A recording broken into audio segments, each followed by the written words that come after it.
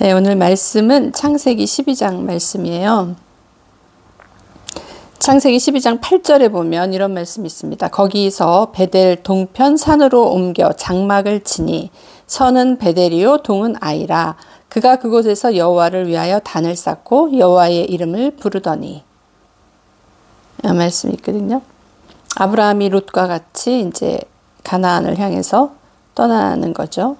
떠나면서 가나안 땅에 들어갔어요. 가나안 땅에 들어갔는데 서쪽은 베델이고 동쪽은 아이산인 거예요. 우리가 인간이 하나님이 이제 주신 그 에덴 축복의 땅에서 타락을 하고 이제 쫓겨나잖아요. 근데 쫓겨날 때 동쪽으로 쫓겨나거든요. 동쪽을 향해서 나가게 돼 있어요. 그래서 이제 그 말씀을 보면은 누구냐? 가인도 이제 아벨을 죽이고 추방을 당하는데 동쪽으로 이제 추방을 당해요. 동쪽으로 나가요. 그리고 이제 바벨탑 11장에 보면 바벨탑 나오는데 바벨탑에도 그들이 동방으로 옮기다가 신할 평지를 만나 거기 거하고 그때도 동편으로 나가요. 그 다음에 아브라함도 동방에 자기가 본토 친척 아비집을 떠나서 지시하는 땅으로 나가잖아요. 그래서 아버지가 이제 하나님께서 그를 부르셔서 이제 빼내시고 이제 계속 동쪽으로. 그리고 2장 8절에 보면 동쪽에 에덴 동산이 동방의 에덴 동산에 대해서 나오거든요. 그러니까 동쪽의 영적인 의미는 처음에 하나님이 우리하고 같이 임재하신 에덴 동산, 그 하나님의 임재, 그런 것도 뜻하지만은 인간이 하나님을 떠나서 자기 생각을 쫓아간 그 상태, 영적인 상태를 또 얘기를 해요. 그래서 동쪽으로 계속 나가거든요. 그래서 이 동쪽의 의미가 그 영적인 상태가 하나님을 떠난 상태, 인간 중심의 그 삶을 택한 상태, 인간이 타락해서 하나님이 주신 축복의 땅에 있지 못하고 떠난 상태. 근데 이제 나중에 보면은 하나님께서 그 동편으로 오시죠. 에스겔서에 보면 이제 동편에 성문이 열리고 이런 이 구조를 보면은 인간은 거기서 추방될 수밖에 없었지만 그 추방된 자리, 인간이 타락돼서 하나님 앞에 쫓겨난 그 자리에 하나님이 오시는 그 회복이 거기서 일어나는 그 장면이 거기서 나와요. 그래서 이제 베델이라는 것은 하나님의 집이잖아요. 뜻이 하나님의 집. 아이의 뜻은 폐허가 되다. 그런 뜻이거든요. 근데 베델과 아이 사이에 아브라함이 장막을 치는 거예요. 그리고 거기다가 단을 쌓아요. 이 말씀을 딱 보는데 결국은 하나님의 집, 하나님의 집과 하나님이 임재하시는 곳과 인간이 타락해서 추방된 그 사이에 단을 쌓는단 말이에요. 아브라함은 단을 쌓지만 예수님은 거기서 십자가를 세우신 거예요. 예수님은 거기서 십자가를 세우셔서 영원한 제단을 거기다 쌓고 거기서 우리의 죄를 사하시고 거기서 모든 문제를 해결하신 거죠. 인간의 총체적인 문제가 거기서 해결이 되는 거죠. 십자가의 산에서 하나님과 절대 회복돼서 하나가 될 수 없는 것을 거기서 하나로 이루시는 거거든요. 그러니까 베델과 아이 사이에 주님께서 당신의 십자가를 세우셔서 하나님과 우리의 화목을 이루신 거예요.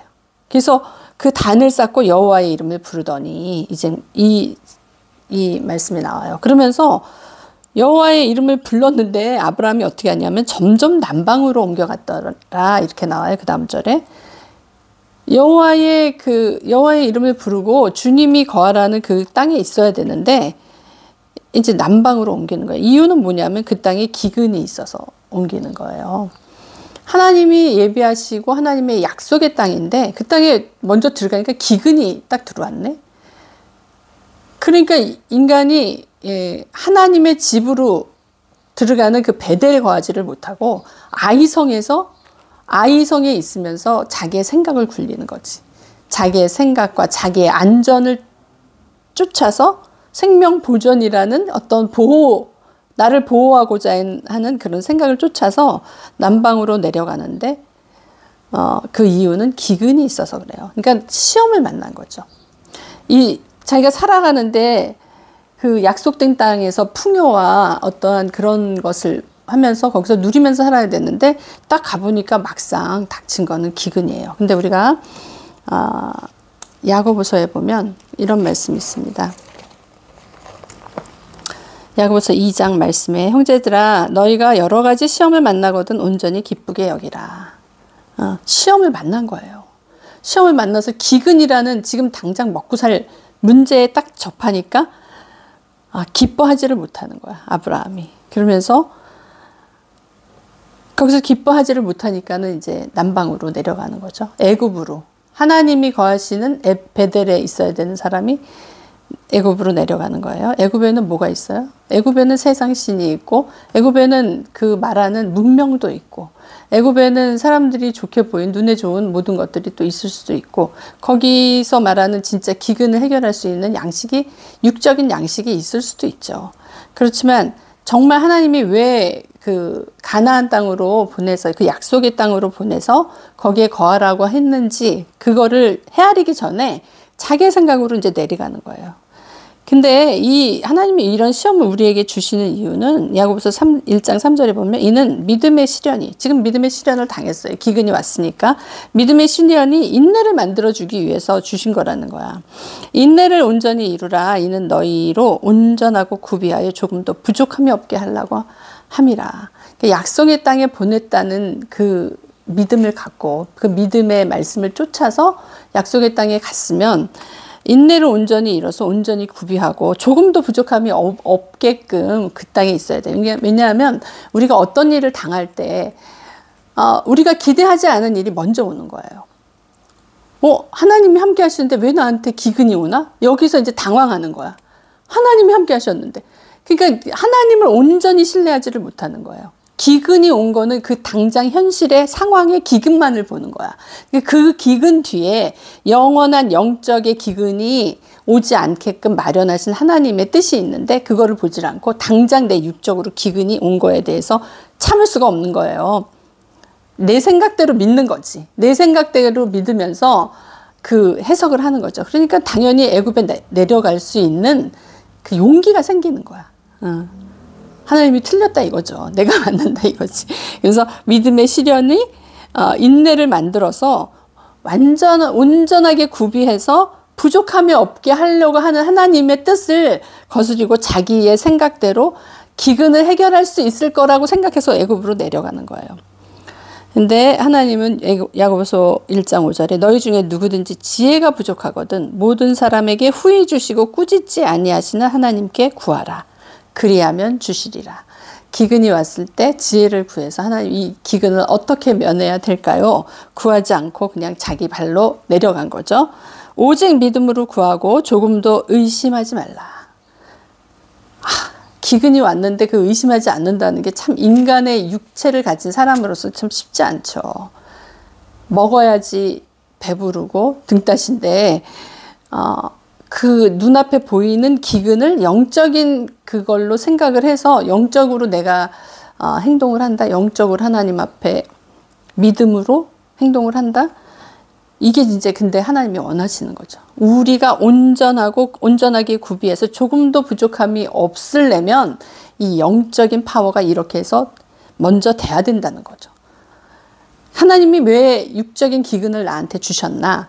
그 영적인 기근을 면하게 하기 위해서, 영적인 기근을 대비하기 위해서 나를 온전하게 구비해서 조금도 부족함이 없게 하시려고 그 육적인 기근을 내 눈앞에 놨다는 거를 거기까지는 생각을 못 하는 거예요. 왜? 우리가 너무나 이 육에 젖어서 살아서 영이신 하나님의 뜻을 헤아릴 수가 없는 거예요. 그래서 오직 믿음으로 구하고 조금도 의심하지 말라. 의심하는 자는 마치 바람에 밀려 요동하는 바다 물결 같으니 이런 사람은 무엇이든지 줄게 얻기를 생각하지 말라는 거예요. 하나님은 우리 앞에 그냥 기근을 딱 놓지 않고 그냥 먹을 양식을 딱 누져서 그러면 그냥 거기서 그냥 살면 되는데 하나님 그렇게 일하시지 않는다는 거지. 너희가 정말 풍요를 원해? 기근을 먼저 받아봐. 기근을 먼저 받아보고 그거에 대해서 믿음으로 어떻게 반응하는지에 대해서 받는다는 거예요. 그걸 내가 믿음으로 반응했을 때 온전하게 구비되고 조금도 부족함이 없게 되어서 주님께 다 받는다는 거예요. 그러면서 여기서 이 기근이 왔을 때 우리가 해결해야 되는 문제는 의심 문제라는 거야. 응? 막 바람이 밀려서 요동하는 바닷물결 같은 나를 정비해야 되는 거죠. 그래서 온전하게 구비해야 되는 거지. 그래서 조금도 주님 앞에 부족함이 없어야 되는 거야. 믿음적으로 신뢰해야 되는 거야, 주님을. 믿음의 시련이 나한테 왔다는 거는 그게 기근, 단지 육적인 기근만 뜻하는 것이 아니라 믿음으로 나를 어떻게 보면 테스트하는 거고 믿음으로 나의 그 시련을 통해서 나를 영적으로 강건하게 한다는 거죠. 내가 그 시련을 통과해야지만 영적으로 강건해지고 온전하게 구비된다는 거죠. 이게 아버지의 뜻이거든요. 근데 아브라함은 어떻게 했냐면 기근이 있으므로 그냥 애굽에 무조건 내려가는 거야. 기근이 있으니까 여기서 못 사는구나. 그냥 약속의 땅이고 뭐고 없어. 그냥 약속이고 뭐고 없고 그냥 나의 생각과 나의 판단과 내가 지금 당장 취해야 될 것을 그냥 선택하면서 나가는 거예요. 여기서 이제 선택인가? 왜 베델과 아이 사이에 아브라함이 단을 쌌을까요? 우리가 단을 쌓는 게 중요한 게 아니라 그 단을 싼 내가 어떠한 마음으로 생활 가운데 실천하며 사느냐가 중요한 거예요. 베델과 아이 사이에 단만 쌓을 게 아니라 거기 있어야지. 거기서 있으면서 믿음으로 온전함을 구비해서 부족함이 없게끔 돼야 되는데 기근을 딱 맞이하니까 그 테스트를 통과하지를 못하고 그냥 애굽으로 내려가 버려요. 애굽으로 내려가는데 애굽에 딱 가니까는 아내가 너무 이쁘네. 그러니까는 애굽 사람들이 사례를 탐할까봐 아브라함이 뭐라 그래요? 내 누이라고 그래라. 그래야지 내가 산다. 근데 이게 참 내 누이라 이거를 영적으로 우리가 어떻게 해석을 해야 될까? 사례는 어떠한 예표길래 사례를 그냥 내주나? 아브라함은 말하자면은 그냥 믿는 우리 같은 믿는 사람들인 거예요. 근데 사례는 아주 귀한 거야. 내 아내야. 아내라는 뜻은 그 갈비뼈에서 나왔잖아요. 아주 깊숙이 있는 거야. 깊숙이 있는 거고 그 약속의 생명을 잉태하는 그 어떻게 보면 약속의 생명을 잉태하는 장소, 그 영적인 자궁 이런 뜻이에요. 그래서 이 약속을 잉태하는 거야. 그 안에 약속이 사례. 근데 그 안에 하나님의 말씀도 있고 하나님의 생명도 있고 하나님의 언약도 그 안에 있는 건데 그걸 그냥 내줘버려. 그러면 내 누이라 이것도 필요 없어. 나 지금 당장 기근 때문에 죽게 생겼기 때문에 애굽에서 덧붙여서 살아야 되는데 아내가 방해된다면 그것도 그냥 팔 수 있는 거야. 그냥 누이라 그러면서 내버리는 거예요. 참 인간의 모습에 대해서 너무나 적나라하게 참 우리 모습이잖아요. 진짜 내가 하나님의 약속이고 말씀이고 뭐고 지금 당장 내가 나에게 두려움으로 다가오는 그거에 그냥 연약한 사람의 모습을 그대로 보여주고 있어요. 아브라함이. 본토 친척 아비집을 떠나서 지시한 땅으로 가라 그래서 가기는 했는데 그 정도 순종은 있는데 더 이상은 안 되는 거야. 이 죽음의 나의 그 기근으로 나의 생명이 위협받으니까는 바로 그냥 다 하나님이 주신 거고 뭐고 다 팔아먹는 거야. 다 팔아먹고 주님의 비전, 약속, 말씀 뭐가 됐든지 간에 그냥 내 안에 있는 가장 귀한 사실 아내 사라를 빼면 자기는 뭐가 남아요. 아무것도 없는데도 그걸 다 하면서 그냥 누이를 내놓는 거야. 그러니까 이제 세상에 어떻게 보면은 파는 거죠. 세상에 그냥 넘겨버리는 거지. 참 하나님이 베델과 아이 사이에 아브라함은 그냥 자기 단을 쌓지만 하나님은 어떻게 하셨냐면 하나님과 그 타락된 인간의 본성 추방돼서 쫓겨날 수밖에 없는 그 사이에 타락된 인간, 베델과 아이 사이에 예수님의 십자가를 꼽고 그 십자가에서 예수님이 죽으신 거예요. 그것을 해결하시려고. 이게 도저히 안 되니까 이거로는 안 되는 거야. 단만 쌓아서는 안 되는 거야. 인간이 해결할 수 있는 문제가 아니라는 거죠. 인간의 약함과 인간의 그 어떠함을 인간이 해결할 수 있는 존재가 못 돼. 근데 우리는 그러죠. 내가 해결하려고 그러고, 내가 어떻게 해보려고 그러고, 내가 조금만 잘나면은 내가 해서 이렇게 됐다 그러고, 그냥 내 자랑이 나오잖아요. 근데 사실은 우리가 자랑할 건 예수 그리스도밖에 없다는 게, 이게 다 이루신 거는 예수님이 하신 거죠. 우리가 할 수 있는 게 없다는 거예요. 언젠가는 끝이 있고, 언젠가는 꼬꾸라지고, 언젠가는 약해지고, 언젠가는 죽어요. 그러니까 하나님 앞에 가장 아름다운 건 사실은 생명인 거예요. 하나님 앞에 가장 미움받아야 할 것은 사망인 거예요. 근데 인간이 그 사망의 문제를 해결할 수가 없잖아요. 사망의 문제를 해결할 수 없는 인간이 그 강건함은 80이라고 한 그 성경의 말씀대로 그 인생을 살면서 얼마나 많은 그 희노애락을 거치면서 자기 자랑과 자기 그거에 빠져서 그렇게 사는지, 그게 참 인간의 약한 모습이죠. 근데 하나님은 그것을 탓하지 않으시고 어떻게 하시냐면 딱 거기에 개입을 하시는 거야. 개입을 하시면서 사례를 구하죠. 어떻게 보면 아브라함의 인생에 하나님이 개입하신 거야. 인간의 연약하고 무지하고 참 그 처량하고 한심한 그 인생에 하나님이 일방적으로 어떻게 보면 개입을 하셔서 다시 구원을 해주시는 그 장면이에요. 그래서 결국은 바로는, 세상은 하나님의 개입하에 그 사례를, 내 아내가 여기 있으니 이제 데려가라, 이렇게 얘기할 수밖에 없죠. 사실 하나님이 예수 그리스도를 십자가에 세우시고 그 피를 흘리셔서 우리 죄를 사하시고 이제 바로에게, 그 애굽의 바로 왕이 우리를 내어줄 수밖에 없는 그런 상황으로 만드신 분은 하나님인 거예요. 이 앞에서 우리가 어떤 것도 자랑할 수 없는 거고 내가 했다고 할 수가 없는 거예요. 그래서 하나님이 그 사례를 통해서 우리에게 주신 그 약속의 생명, 사례가 예표하는 게 그 약속의 생명이거든요. 그 약속의 생명을 우리가 얼마나 깊이 귀하게 간직하느냐. 사실 우리가 이제 앞으로 살아야 되는 그 몫이죠. 어떻게 보면 사례는 이제 교회의 그 어떠한 그 역할을 상징하는 걸 수도 있죠. 믿는 우리, 아브라함과 같이 믿는 우리가 다 모여서 이제 교회를 이루는 거잖아요. 그래서 그 안에서 이제 살아가는 거죠.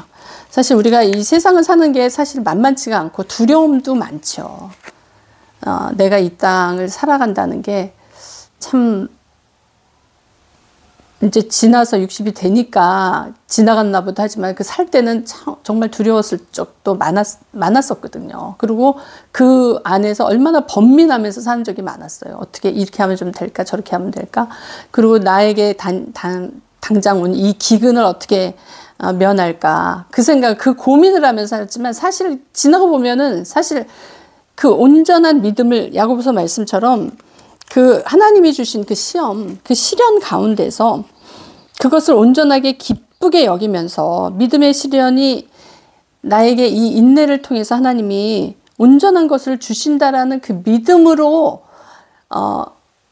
사실 붙잡고 가야 되는 삶이었어요. 지금 생각하면 그거밖에는 답이 없는 삶이었어요. 그래서 온전하게 구비해서 조금도 부족함이 없게 해주시려고 하나님은 그렇게 예비하신 건데 그것을 온전히 믿어드리지 못한 거죠. 믿어드리지 못하면서 바람에 요동치는 바닷물결같이럼 그냥 요리조리 그냥 풍랑과 같이 막 하면서 살았단 말이에요. 언젠가 이제 시련을 거치고 나서 인생이 이런 게 아니구나. 하나님을 믿는다는 게 이런 게 아닌 거구나. 결국은 나의 욕심과 나의 육신의 정욕, 안목의 정욕, 뭐 이생의 자랑, 뭐 이런 것들을 따랐던 내가 너무나 바닷물결 같이 정말 너무 부질없이 그러고 살았구나. 이런 것을 깨달은 다음부터 사실은 어떻게 보면 인생의 안정이 오는 것 같아요. 내가 뭘 얼마나 가졌든 안 가졌든 그런 걸 떠나서 내가 진짜 영적으로 어떤 그 하나님의 그 그 반석 위에 세워지면서 좀 이렇게 안정을 취하면서 그 믿음이 뭐라는 것을 깨닫게 되고, 하나님을 믿고 산다는 게 이런 거구나. 그런 거를 알면서 이제 안정과 그 하나님이 주시는 평안 안에 거하게 되는 것 같아요. 우리가 말씀을 정말 나한테 대비해서, 오늘 이 말씀을 저도 이제 읽으면서 갑자기 이제 야고보서 말씀이, 아브라함을 읽으면서 야고보서 말씀이 떠오르더라고요. 근데 정말 이 말씀을 이렇게 대비해서 들으니까 정말 아브라함이 시험을 만났을 때 온전히 기쁘게 여기고, 믿음의 시련이 인내를 만들어낸다는 그 믿음으로 인내를 온전히 이루고, 그것은 온전히 구비해서 조금 더 부족함이 없게 하려는 하나님의 뜻이라는 것을 믿고 나갔다면 좀 더 평탄한 길, 나중에 이제 하나님을 그 믿음의 인내를 이룬 거죠. 이삭을 하나님 앞에 드릴 정도의 사실 이제 인생의 과정인 거죠. 우리도 또한 그렇고. 근데 이제 그 말씀 안에서 나의 생명을 잉태한 그 말씀 안에서 살아는 그 영적인 자식을 낳아야 되는 사명이 있잖아요. 우리가 이 말씀을 붙잡고, 영적인 말씀을 붙잡고, 이 생명의 말씀을 붙잡고, 나의 생명뿐 아니라 그 영적인 자식을 낳아서 보호해야 하는 어떤 교회의 사명에 우리가 연합이 되어서 하나님의 뜻을 우리가 이루어가야 되지 않나 하는 생각을 해봅니다. 오직 믿음으로 구하고 조금도 의심하지 말라. 어떻게 보면 우리의 그 목표죠. 믿음으로 구하고 조금도 의심하지 않는 거. 의심이 수시로 올라오는 거거든요. 여기가 여름이니까는 이제 조금만 비만 오면은 막 이 땅에서 잡초가 얼마나 올라오는지 정말 어마어마하게 올라와요. 뒤돌아보면 올라오고 뒤돌아보면 올라오고. 그 의심이라는 게 그런 종류인 것 같아요. 돌보지 않으면 올라오는 거. 믿음을 방해하면서 계속 하는 거. 근데 우리가 이런 거를 돌보면서 나의 믿음을 또한 세워가는 그 도전이 아닌가 싶어요. 계속 부지런하게 게으르지 않게 나의 믿음과 구원을 위해서 하나님 앞에 나아가야 되지 않나 생각합니다. 두 마음을 품어 모든 일에 정함이 없는 자가 아니라 정말 하나님을 향한 하나의 마음으로 하나님 앞에 달려가는 우리 모두가 되기를 예수님 이름으로 축복합니다. 기도합니다. 아버지 하나님 감사합니다. 정말 수시때때로 두 마음을 품는 우리를 그래도 끊임없이 사랑하시고 우리의 삶에 개입해 주신 하나님 감사합니다. 우리 마음에 정함을 품고 하나님을 섬기며 하나님 말씀에 순종하며 하나님의 뜻에 온전히 동의하며 가는 그런 삶이 되게 축복하여 주시옵소서. 오늘도 우리가 이 삶을 하루하루 산다는 것이 만만치 않습니다. 아버지, 많은 적들이 있고 많은 유혹이 있고 많은 의심과 그 유동함이 있습니다. 이 가운데 우리가 정말 사라와 같이 약속을 품고 생명의 말씀을 품고 그 말씀을 따라가는 자, 그런 자가 영생을 얻는다고 했습니다. 아버지, 우리가 모두 그런 자가 될 수 있도록 우리를 지켜주시는 하나님 감사합니다. 오늘도 우리 삶에 개입해 주시는 하나님 감사합니다. 아버지, 말씀을 단단히 붙잡고 승리하는 우리 모두 되게 축복하여 주옵소서. 예수님 이름으로 기도합니다. 아멘.